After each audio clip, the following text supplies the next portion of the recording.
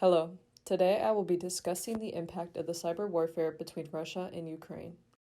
While the physical invasion of Russia into Ukraine began on February 24th of this year after Ukraine's attempt to join NATO, the two countries have been at cyber warfare since 2014. First up, we will be exploring some of the direct effects of this cyber warfare. Some people believe that cyber attacks aren't something to be afraid of. However, cyber attacks can have detrimental effects on the well-being of a country and can directly affect their citizens. An attack that had a direct impact on the citizens of Ukraine was the power grid hack of 2015. Russia's alleged cyber military unit known as Sandworm compromised the information systems of 3 power grids using malware sent through emails and caused power outages for over 225,000 Ukrainians, freezing in the cold for around 6 hours. With this attack, they also launched a telephony denial of service attack so that citizens couldn't call to report the outages. Also related, there have been multiple accounts of denial of service attacks taking down Ukrainian government sites and banks and even defacing these websites by leaving messages stating, "Prepare for the worst." Additionally, a new data wiping malware called Hermetic Wiper has been found on hundreds of Ukrainian computers with the intention of doing the most damage possible. It's designed to go through a file system structure and corrupt every single one of them and destroy individual files, rendering the computer inoperable. Another malware, known as Whispergate, was detected in January, targeting Ukrainian organizations that screen-locked a device and encrypted the files and then demanded a ransom for decrypted access, yet the data was destroyed and unrecoverable even if the ransom was paid. As you can see, cyber warfare can have direct physical effects such as power outages and effects on communication, revenue, access, etc. Interestingly enough, cyber warfare opens a new realm of possibilities that aren't possible with traditional wars. With traditional war, allies pledge their support by donating resources and troops. Yet, with cyber warfare, and this cyber war specifically, many new players are able to showcase their support by joining the war remotely. Some of these groups include Anonymous, the Belarusian Cyber Partisans, GhostSec, and many more in support of Ukraine.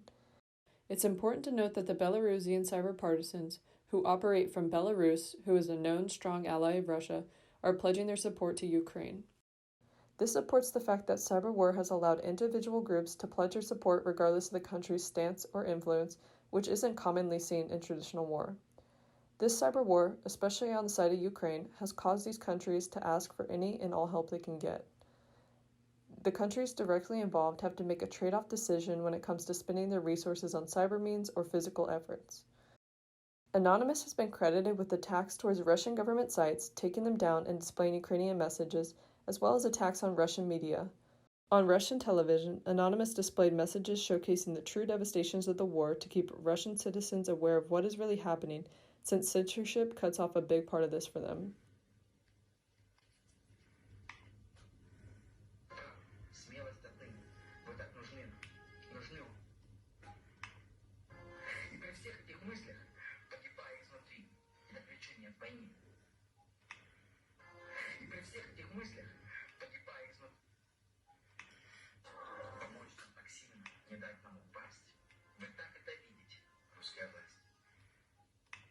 Молчите. Пока кричат наши дети от взрывов, поймите хотя бы слабо. Люди не пишут негатив в комментариях. The Belarusian cyber partisans had a big attack on a railway infrastructure where they compromised the switching and routing systems to slow down Russian advancement into Ukraine. The Red Bandits, Digital Cobra Gang, Coming Project, and many others have joined the war in support of Russia. Many hacker groups on the side of Russia, especially Russia's alleged cyber military unit Sandworm, have showcased their potential and are to be feared. So far, outside hacker groups have stated their allegiance by threatening those that attack Russia and Ukraine's defense and taking down sites related to Ukrainian officials and even hacker groups supporting Ukraine. As you can see, this cyber war doesn't only affect Ukraine and Russia. Many indirect effects can be attributed to this war all across the globe. In the midst of the cyber war, many people from all around the world are worried. This fear might be attributed to the lack of international cyberspace laws that hold individuals accountable for cyber crimes. Although not directly involved in the Russia-Ukraine war, the United States is pushing for a proposal to pass a Cybersecurity Grants for Schools Act of 2022, which allocate federal grants to schools to promote cybersecurity education. As seen with many examples, these cyber attacks can happen through phishing attacks combined with malware, which can be prevented with the right knowledge.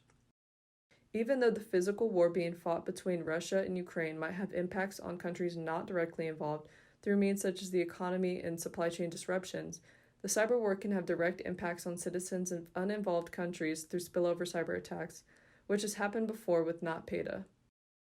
NotPetya was a malware attack intended for Ukraine that spilled over into many different countries and caused billions of dollars in damages. Thank you for listening as we talked through some of the direct, revolutionary, and indirect impacts of the cyber war between Russia and Ukraine. Lastly, here's the citations page for all the images seen in this presentation.